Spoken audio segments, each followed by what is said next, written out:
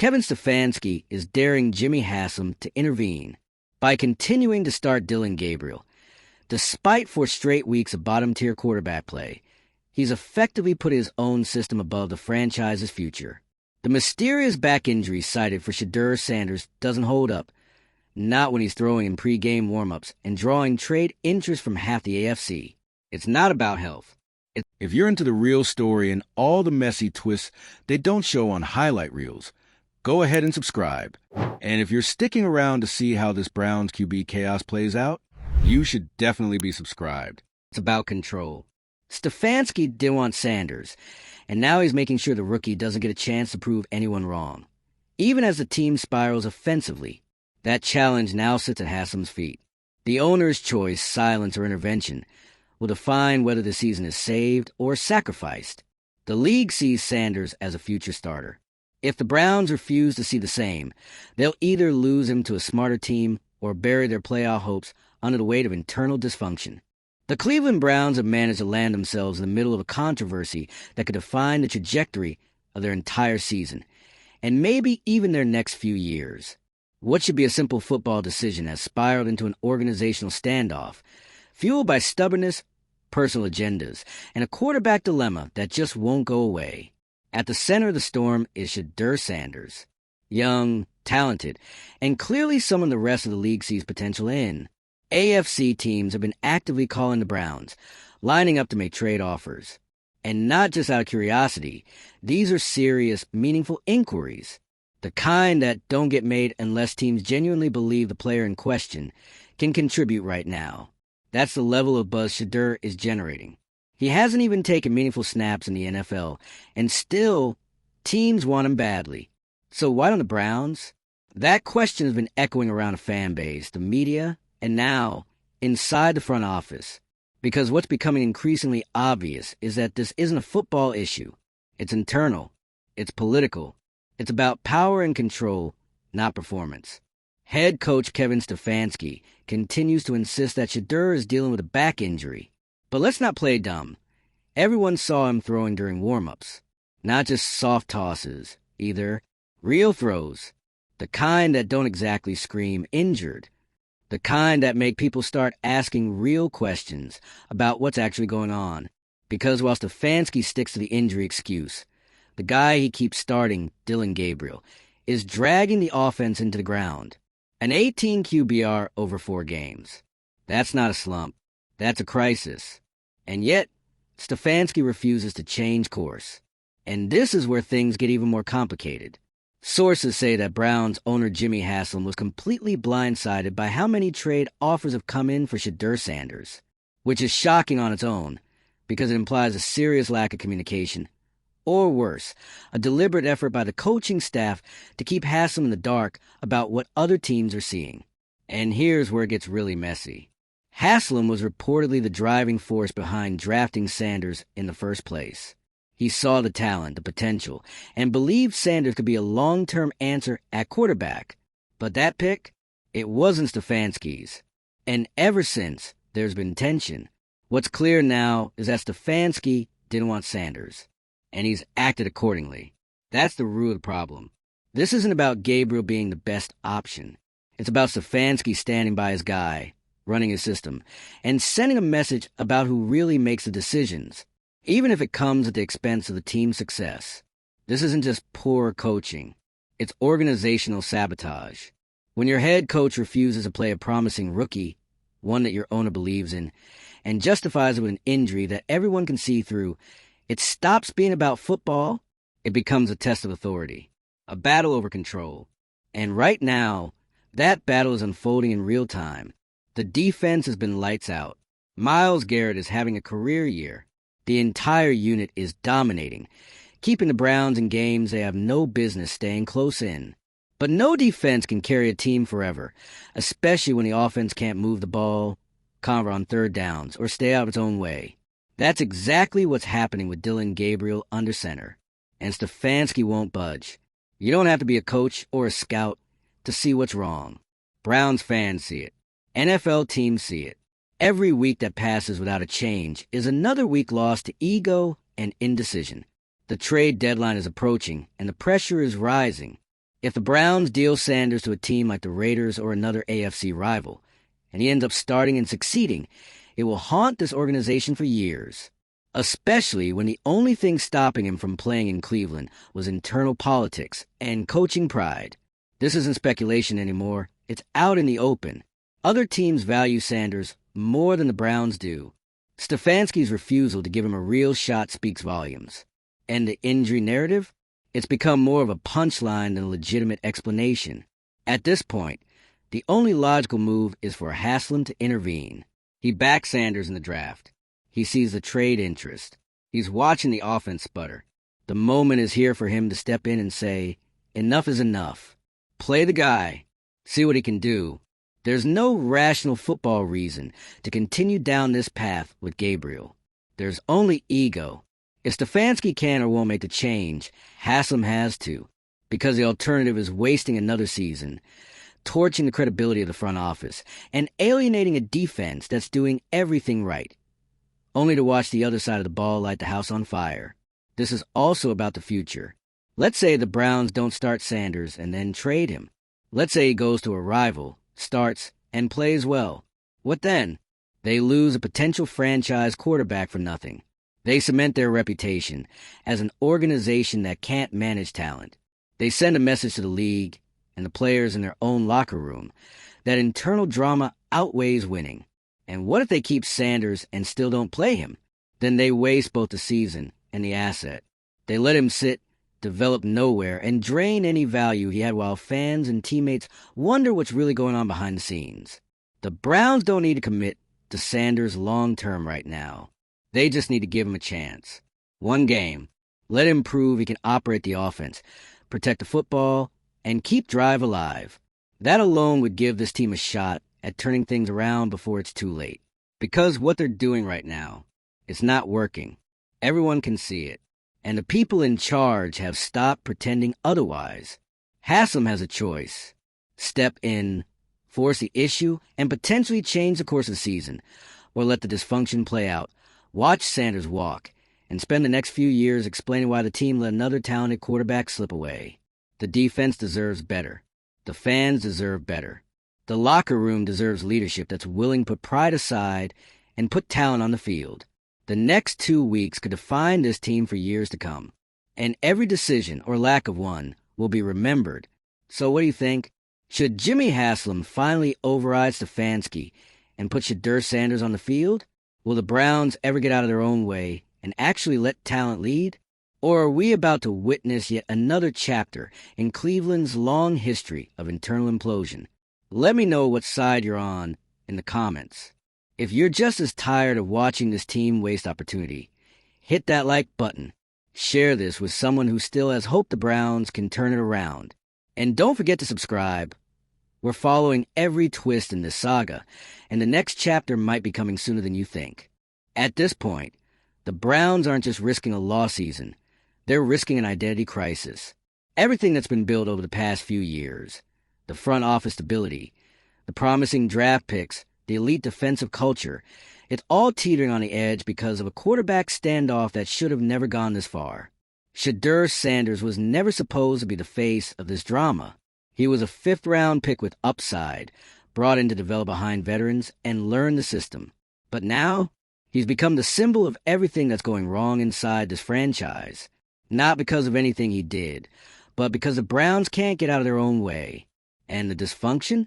It's not even subtle anymore. You've got a rookie quarterback who other teams want. Badly. Teams in the AFC, no less. That means teams in direct competition with the Browns are willing to trade assets for Sanders. They've watched the tape. They've seen the warm-ups. They've read between the lines. And they've come to the conclusion that Shedeur is playable. Meanwhile, in Cleveland, he's not even available for backup reps, allegedly because of a back injury that never seems to show up in any meaningful way, except when it comes time to justify the depth chart. Let's be real. This isn't about injury. This is about territory. It's about the power struggle between Kevin Stefanski and Jimmy Haslam. Stefanski didn't want Sanders. Haslam did. And now the coach is trying to prove that his system, his process, his quarterback, Dylan Gabriel, is the right call. But here's the thing. It's not. Gabriel's numbers speak for themselves. For games, 18 QBR. The offense is a disaster. Drives stall out. The red zone looks like a dead zone. And all the while, a potential solution sits in street clothes, warming up before games, throwing effortlessly, and then vanishing from the conversation the moment kickoff hits. The fans are furious. The locker room is watching. The league is dialing Cleveland's front office daily. And Jimmy Haslam? He's reportedly stunned. Not just by how much interest there is in Sanders, but by the disconnect between what he sees and what his coach is doing. It's not a minor issue anymore. It's not about developmental timelines or easing a rookie into the league. This is about principle, about power, about whether Cleveland is willing to let personal biases and internal politics torch one of the best defensive teams they've had in a generation. And let's not understate that part. Myles Garrett is having a historic season. The entire defensive unit is suffocating teams. They've held elite offenses to season-low performances. They're creating turnovers, sacks, points off defense, doing everything right. And it's still not enough to win games. Why? Because the offense can't function, not even at a basic level. And that's where it becomes painful to watch. Because this team doesn't need a superstar quarterback right now. They just need competency, game management, a guy who can keep the offense on the field for more than 6 plays. That's it. Sanders could be that guy. The interest from other teams tells you he probably is. But instead of finding out, the Browns are pretending he's injured and rolling with a quarterback who's statistically among the worst in the league. This isn't just bad management. It's football malpractice. So what happens now? The trade deadline is closing in. Every day that passes is one less opportunity for the Browns to control the situation. If they're not going to play Sanders, they need to make a decision. Trade him now, or risk letting him rot in a system that clearly doesn't believe in him. And if they do trade him, the fallout will be immediate. Because if Shedeur lands in a place like Las Vegas and starts putting up numbers, the Browns will become a punchline. Again. And this one won't be easy to shake. This isn't Johnny Manziel flaming out. This isn't Deshaun Watson's off-field mess. This is a developing talent that they failed to develop. Not because he wasn't good enough, but because they didn't try. And fans won't forget that. They've stuck with this team through too much. They've waited for things to turn, for a plan to finally come together, for Cleveland to be respected as a serious franchise. And now, just when that respect was within reach, the Browns are blowing it, publicly, painfully. The bye week is here. It's the moment, the one natural point in the season where you can reset the quarterback depth chart without panic, where you can evaluate what's working, what's not, and pivot. Stefanski should have used this window, but every indication so far is that he won't. And if that's the case, then Jimmy Haslam is officially on the clock. This isn't just a coaching decision anymore. This is a leadership decision, a franchise direction decision. If Haslam doesn't step in now, if he lets this go on and Sanders walks, then this entire situation becomes his failure. He believed in Sanders enough to push for him in the draft. He saw something there. Now the league is confirming that he was right. But unless he acts, it won't matter. He'll go down as the owner who watched the coach undermine the roster, waste a season, and run off potential solution, all in the name of system loyalty. Let's not sugarcoat it. Kevin Stefanski's job is on the line. If he sticks with Gabriel and the Browns miss the playoffs, he's done. There's no way the front office can justify keeping him around after this level of mismanagement. And frankly, the trust is already fraying. The locker room sees it. Veterans see it. Even offensive players are starting to question what's going on. And once that trust is broken, it doesn't come back easily. Especially not if it's tied to a quarterback decision that everyone knows is about pride, not performance. That's what makes this so much bigger than just Shedeur Sanders.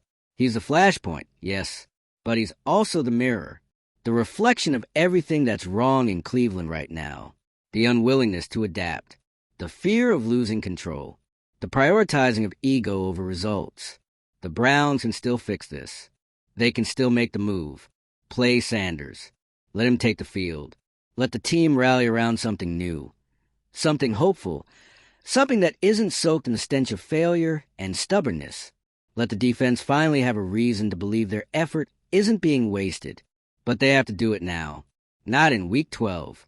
Not after the trade deadline. Not when it's too late. Because if they don't, this season will go down as one of the most embarrassing missed opportunities in recent Browns history. And that's saying something. Here's the part that really stings. None of this had to happen. The Cleveland Browns were finally positioned to make a real playoff push. They weren't rebuilding. They weren't battling an injury-riddled roster. They had the pieces. An elite defense that was shutting down some of the league's most dangerous offenses. Explosive talent on both sides of the ball, and a young, highly touted quarterback waiting on deck. But instead of using that momentum, they stalled it. Not because they didn't have options, but because they refused to acknowledge the best one. Every day Shedeur Sanders sits while Dillon Gabriel starts. It becomes more obvious. The Browns aren't losing because of talent. They're losing because of choices. Choices being made by Kevin Stefanski that feel less and less about what's best for the team and more about what protects his control over it. The league has spoken. Multiple AFC teams aren't just kicking the tires on Shedeur. They're calling with real offers. They see him as a player who could help now, not just in some future developmental window. And these aren't NFC teams with nothing to lose. These are rivals. Teams who would love nothing more than to turn Cleveland's oversight into their opportunity. That kind of interest should force a franchise into action. Either get him on the field, or move him while the value is high. But the Browns have done neither. They're holding Shedeur hostage in a system that never wanted him, while pretending the problem is something else entirely, a phantom back injury that magically disappears when warm-ups begin. Everyone's seen the footage. Shedeur slinging passes effortlessly on the sidelines while dressed in street clothes. The body language, the energy, the arm, all of it screams ready. And yet, the Browns continue trotting out Gabriel, who's delivered for games of empty stats, constant stalls, and a total inability to capitalize on what the defense gives him. Let's not pretend this is normal. Quarterback controversies happen all the time. But what's unfolding in Cleveland is something else entirely. This is a power struggle dressed up as a personnel decision. It's the kind of slow-motion disaster that can fracture a locker room, destroy morale, and poison a season. And the worst part? It's being driven by ego, not evaluation. Kevin Stefanski has become completely tethered to the idea that his system works with his guys. That's why Dillon Gabriel is still starting, despite an 18 QBR that would have benched almost anyone else in the league. It's why Sanders has been buried, despite being healthy enough to draw consistent trade interest. It's why this team keeps losing winnable games and still refuses to pivot. This isn't stubbornness. It's self-sabotage. And now, everyone is watching to see what Jimmy Haslam is going to do about it. Because if Haslam doesn't intervene, he's complicit. He's the owner. He signed off on Sanders. He's seen the calls from other teams. He knows this team is squandering one of the best defenses the franchise has ever seen. And if he doesn't step in now, before the trade deadline, before the next string of losses, it's going to be too late. Let's talk about outcomes. If Haslam forces Stefanski's hand and starts Shedeur, the Browns at least know what they have. If he plays poorly, fine. At least there's clarity. But if he plays well, if he brings life back to the offense, then suddenly, Cleveland is back in the mix. The defense has support. The locker room regains faith. The fans start to believe again. But if they don't give him that chance, and instead cave to pressure to trade him away, then what's left? A season derailed by pride. A coaching staff that couldn't adjust. An owner who watched it happen in slow motion and stayed silent. And eventually, a quarterback making plays for another team while Browns fans are left wondering what could have been again. This would all be easier to stomach if Cleveland were out of contention. But they're not. They're in it. Even with everything going wrong offensively, the defense has kept them afloat. The AFC is competitive, yes, but the Browns are still one decision away from turning it around. But that decision has to come now. The bye week was the perfect reset opportunity. The Jets game is looming. The trade deadline is right behind it. And then, the window starts to close. The fan base has already started to turn. The boos are louder. The post-game press conferences are tenser. The excuses are wearing thin. If Stefanski won't act, Haslam must. Because the message being sent to the locker room right now is crystal clear. Effort doesn't matter. Performance doesn't matter. Results don't matter. All that matters is hierarchy. That's not how you build a winning culture. That's how you burn one down. And don't be surprised if this ends with more than just a loss season. If this situation drags out, if the team fails to make the playoffs, if Sanders gets traded and succeeds somewhere else, there's a very real chance it takes Stefanski's job with it. At a certain point, the ownership and front office can't justify backing a coach who actively sabotaged his own roster just to avoid admitting he was wrong. We're past the wait-and-see phase. The facts are laid out. The interest is real. The locker room is restless. The clock is ticking. Start Shedeur, or trade him. But stop pretending this is business as usual. So where do you stand? Should Haslam pull rank and put Sanders in before the season implodes? Do you think Stefanski is coaching for control or just too blinded by his system to see what's happening around him? Drop a comment and let's get into it. Hit like if you're done watching this team waste its prime. Share this if you're ready to see accountability in Cleveland for once. And don't forget to subscribe, because one way or another, the Shedeur Sanders saga is reaching its breaking point.